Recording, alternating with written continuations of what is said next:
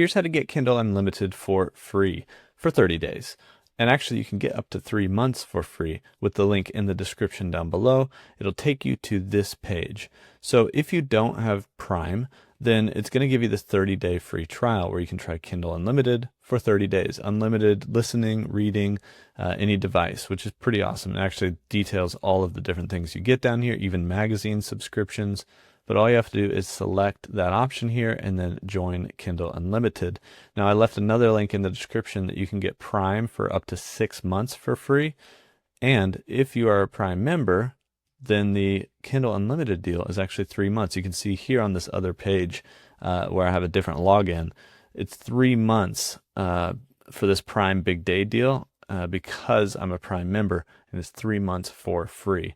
So you can get up to 3 months for free. If you haven't tried Prime already, then go sign up for Prime right now and then go to the Kindle Unlimited link and you can sign up for 3 months free of that. You could get up to 6 months free of Amazon Prime, 3 months free of Kindle Unlimited.